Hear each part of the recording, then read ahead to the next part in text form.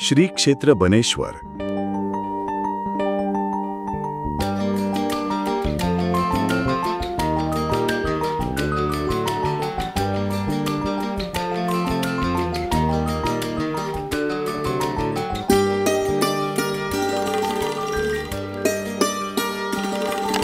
पंतप्रधान श्रीमंत बाळाजी बाजीराव उर्फ नानासाहेब पेशवा यांनी श्री क्षेत्र बनेश्वर मंदिराचं निर्माण 1749 ते 1755 ह्या काळात केलं। अशा निसर्गरम्य ठिकाणी एखादा सुंदर शिवालय, पुष्करणी आणि धर्मशाळा बांधली तर रसिक मंडळींना मन रमविण्यासाठी एक आश्रयस्थान होईल।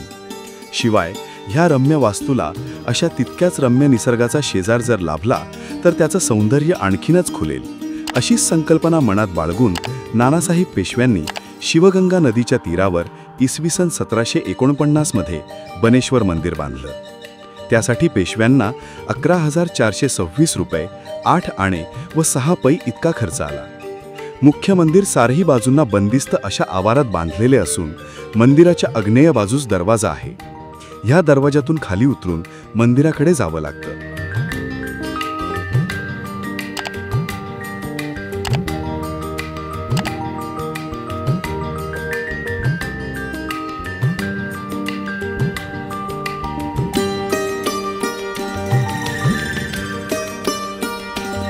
पायऱ्या उतरून आत आल्यावर उजव्या बाजूला पाण्याची 2 कुंड आहेत। त्यापैकी उत्तरेकडील कुंडाच्या पश्चिमेला नंदी मंडपात मोठा नंदी आहे।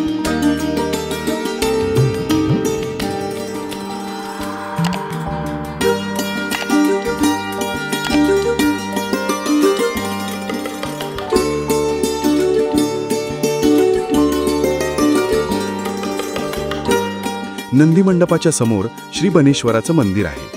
ह्या पूर्वाभिमुख शिवालयाच्या 3-4 पायऱ्या वर चढून गेल्यावर मंदिराचा सोपा लागतो। सोपा, सभामंडप व गर्भगृह असे या मंदिराचे 3 भाग आहेत। बनेश्वर मंदिराचा सोपा 3 खणांचा असून त्यावर चौकोनी शिखर आहे। सोप्यातल्या मधल्या खाणाच्या छताला एक मोठ्या आकाराची घंटा टांगलेली आहे। ही घंटा काशाची असून पोर्तुगीज बनावटीची आहे। ही काशाची घंटा म्हणजे वसई मोहिमेचं विजयचिन्ह आहे। थोरले बाजीराव पेशवे यांचे बंधू चिमाजी अप्पा यांनी इसवी सन 1737 ते 1739 ह्या कालावधीत उत्तर कोकणातल्या पोर्तुगीजांचा पराभव करून दमणपासून वसईपर्यंतची कोकणपट्टी मुक्त केली। ह्या मोहिमेत मराठ्यांनी अनेक चर्चमधून अशा प्रकारच्या घंटा हस्तगत केल्या। त्यापैकी ही एक आहे। ही घंटा कोणी अर्पण केली हे मात्र आजही नीटसं समजलं नाही। मंदिराचा सोपा आलांडून पुढे आल्यावर सभामंडप लागतो। ह्याला एकही खांब नसून सभामंडप 4ही बाजूंच्या 4 भिंतींवर आधारलेला घुमटाने आच्छादलेला आहे। ह्या मंदिराच्या बांधकामातलं हे वैशिष्ट्य जाणकारांनाही आश्चर्यचकित करतं। सभामंडपातून गर्भगृहात पायऱ्या उतरून गेल्यावर प्रथम शंकर पार्वती यांच्या मूर्ती असून त्यांच्यासमोर उत्तराभिमुख शिवलिंग आहे। हे शिवलिंग केवळ प्रतिकात्मक असून खरं तर ते एक प्रकारचा झाकण आहे। ह्या झाकणाखाली पोकळी आहे आणि त्यात गोलाकार शिलास्तंभावर 5 शिवलिंग कोरलेली आहेत। ह्या शिवस्तंभाचा व्यास सुमारे 6 इंच इतका आहे। वास्तविक हेच इथलं खरं शिवलिंग आहे। ह्यात सतत पाणी वाहत असतं। गर्भगृहात खूप अंधार असल्यामुळे शिवलिंग नीट दिसत नाही, पण जर बेलाच्या किंवा मोठ्या आकाराच्या पानावर कापूर लावून ते पान पोकळीतील पाण्यावर सावकाश सोडलं तर हे शिवलिंग स्पष्ट दिसतं। मंदिराबाहेरील कुंडातील स्वच्छ पाणी ह्या शिलास्तंभाच्या बाजूने सतत वाहत असते। त्यामुळे त्याला ताल्या पाण्याची संततधार नैसर्गताच मिळते। बनेश्वर मंदिरातील पाण्याचा चक्रव्यूह हा प्रकार अत्यंत मनोवेधक आहे।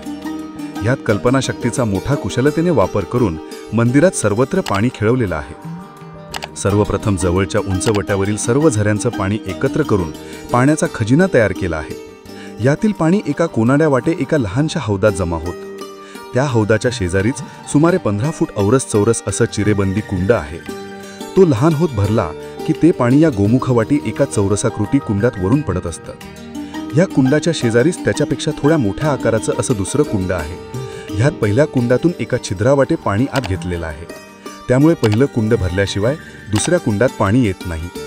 यापैकी पहिल्या कुंडातील पाणी अभिषेक, संध्या आणि इतर धार्मिक कार्यासाठी व पिण्यासाठी वापरलं जात असे। दुसऱ्या कुंडातील पाणी स्नानासाठी वापरले जाते।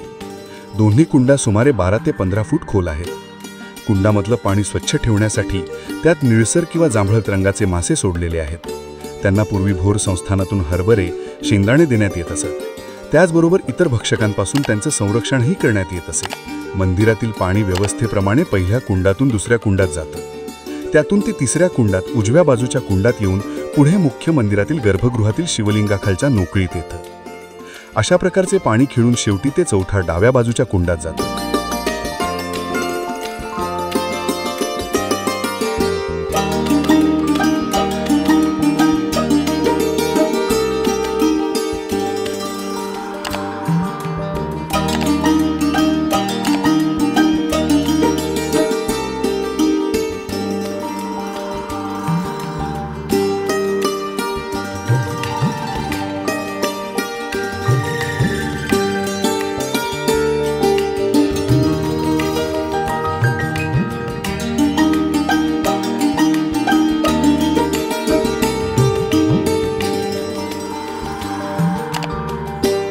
पुढे दक्षिणे सुमारे 30 किलोमीटर अंतरावर शिवगंगा नदीच्या काठावर बनेश्वर मंदिर बांधलेलं आहे. सभोवतालच्या हिरव्या गर्द झाडीमुळे हे मंदिर अगदी जवळ गेल्याशिवाय लक्षात येत नाही. ते पाहता क्षणी ह्या मंदिराला बनेश्वर हे नाव देणाऱ्या त्याच्या निर्मात्याच्या रसिकतेला दाद द्यावीशी वाटते. नदीकाठच्या ह्या नैसर्गिक रम्य परिसरात विविध प्रकारच्या दुर्मिळ वनस्पती आणि औषधी झाडं आहेत. त्यांच्या शेंड्यावर बसून गुंजारव करणारे नानाविध प्रकारचे पक्षीही आहेत. विश्वविधात्याने निर्माण केलेल्या निसर्गाचा सुखद अनुभव आपल्याला या ठिकाणी खऱ्या अर्थाने पाहावयास मिळतो. मंदिराभोवतालच्या वृक्षवेलींची निबिड अरण्य आणि खळखळात वाहणारी शिवगंगा नदी पाहिल्यावर कुणालाही प्रापंचिक दुःखाचा विसर पडावा असंच हे रमणीय स्थळ आहे. मित्रांनो, आपला मराठी नॉलेज वर्ल्ड हा चॅनल इंस्टाग्राम, टेलिग्राम आणि फेसबुक यावर देखील आहे. तिथे फॉलो करण्यासाठी डिस्क्रिप्शनची लिंक नक्की पहा. हा व्हिडिओ जर तुम्हाला आवडला असेल तर हा व्हिडिओ लाईक करा, व्हिडिओ शेअर करा आणि आपल्या चॅनलला सबस्क्राईब नक्की करा. धन्यवाद.